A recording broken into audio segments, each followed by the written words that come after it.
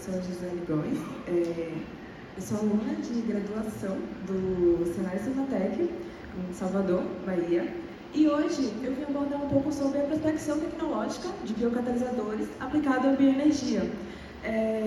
E quando a gente fala sobre esse tipo de prospecção, a gente fala um pouco muito sobre projeções futuras e o que esperamos para essa temática.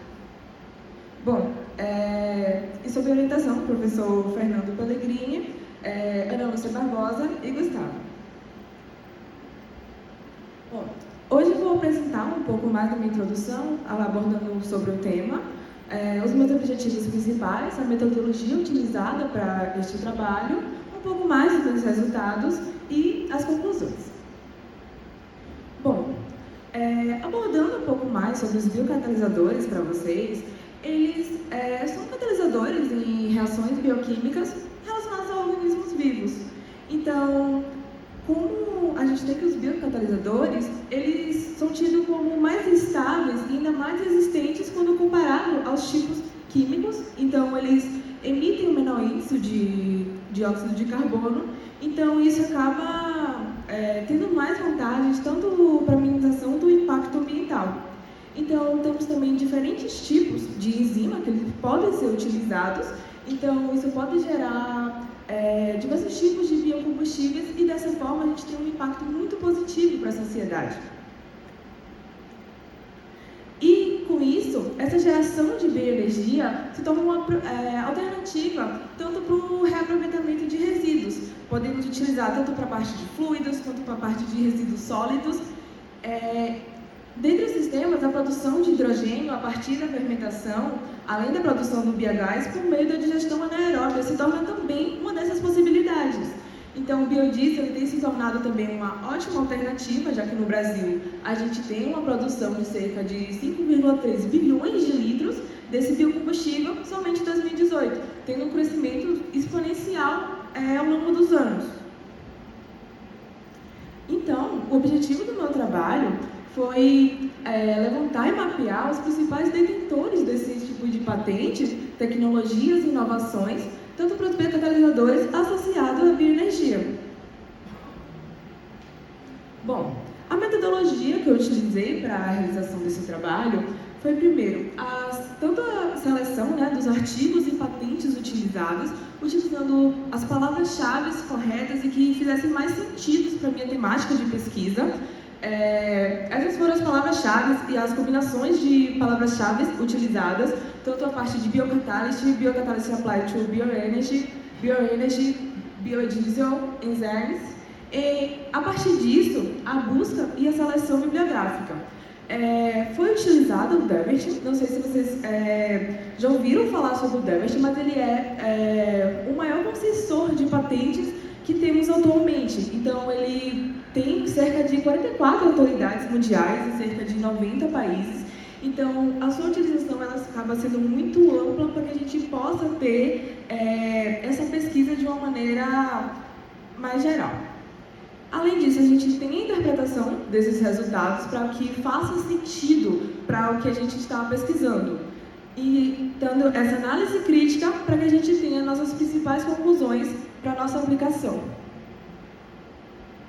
Bom, partindo para os nossos resultados encontrados, cerca de 53 artigos, depois da nossa peneira, foram encontrados referentes à aplicação de biocatalisadores aplicados à bioenergia.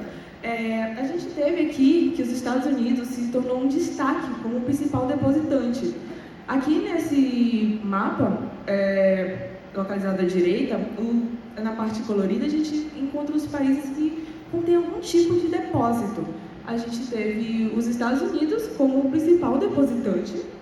E a gente também pode observar aqui, na esquerda, as publicações de acordo com o ano, onde a gente teve um avanço muito grande a partir do ano de 2015, conforme esse novo cenário com a preocupação de transição energética e o cenário da perfil industrial.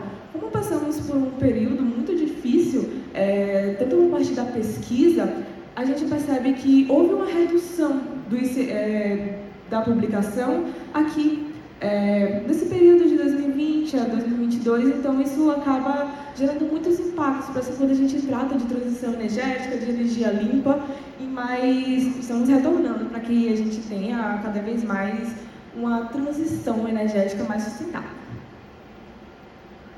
Bom, aqui eu trouxe um pouco para vocês algumas aplicações industriais bem interessantes que foram encontradas. Bom, esse primeiro título, tanto a parte de processamento, de transformação de biomassas, utilizando as leveduras e bactérias inomonas, isso utilizado para aplicação de biomassa lignocelulósica, de forma que não promova competição com a indústria alimentícia e que se torna uma vantagem muito grande para aplicações de países em que, tipo, a indústria alimentícia a falta de alimentos se torna uma problemática mundial. A engenharia de bioprocessos e micróbios para a utilização total do carbono para a produção de biocombustíveis, utilizando a bactéria Rhodococcus aqui, e a E. coli, onde são bactérias de muito fácil acesso. E com isso a gente tem a geração de biocombustíveis em escala industrial, onde esse tipo de biocombustíveis a gente pode utilizar por meio de efluentes industriais. Então, esses tipos de bactérias, essa E. coli, a gente tem um acesso muito fácil, até mesmo dentro dos nossos organismos. Então, a gente tem uma aplicação que se torna muito vantajoso economicamente. Então, a gente tem esse reaproveitamento do resíduo pela própria indústria. E, por último, a gente tem a parte de processos químicos, né, e biológicos para captura e conversão de dióxido de carbono em compostos orgânicos, utilizando esses biocatalisadores quimioautótrofos, como antiobácicos, sulfolomose, e para aplicação e captura de dióxido de carbono, e isso promove a fixação do micro-organismo para a produção desses compostos orgânicos. Bom, porém, durante a pesquisa foram encontradas algumas lacunas tecnológicas que estão sendo resolvidas para que a gente tenha uma maior prosperidade nesse resultado. Tanto a parte do custo da matéria-prima, geradora de fontes energéticas, principalmente em países em desenvolvimento, se torna um custo muito elevado ainda, porque esses biocatalisadores eles acabam sendo muito caros para o seu desenvolvimento, além do baixo rendimento em escala comercial para aplicação em pequena escala. Então, a gente necessita que seja uma escala maior para que a gente tenha uma viabilidade técnico-econômica positiva, além também da acessibilidade e estabilidade de um biocatalisador, tanto na parte de condições ambientais, temperaturas, pH e concentração de substratos. Como a maioria de vocês já conhece, a gente tem a parte do efeito do impacto da parte do pH e temperatura nessa atividade enzimática. E quando a gente está falando de um bioprocesso, se torna fundamental ser observado.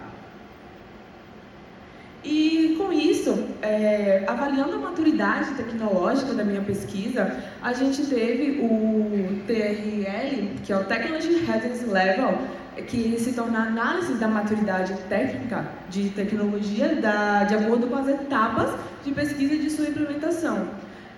A pesquisa, quando a gente tem relacionada à biocatálise, ele apresenta um TRL4. Então, ele ainda está em uma escala reduzida para sua validação tecnológica em ambientes controlados, sendo que o maior TRL encontrado-se é o TRL9, onde é o sistema real comprovado em voo por meio de operações bem-sucedidas, que é o que essa aplicação pretende chegar. Bom, então, a partir dos levantamentos de dados que a gente teve para o desenvolvimento de novas tecnologias, aprimoramento e a promoção de inovações de biocatalisadores em bioenergia, a gente pode ver os benefícios de sua utilização, tanto para o potencial reaproveitamento de resíduos, de sustentabilidade de processos, redução do consumo de energia e além dos desafios associados a essa pesquisa, seja nos altos custos de sua aplicação, a otimização de processos e a redução de descartes biológicos industriais. Essas foram minhas referências utilizadas. Gostaria de agradecer ao Senai Cimatec, ao PRH 27.1 e à ANP pela fomentação desse trabalho. Muito obrigada, gente.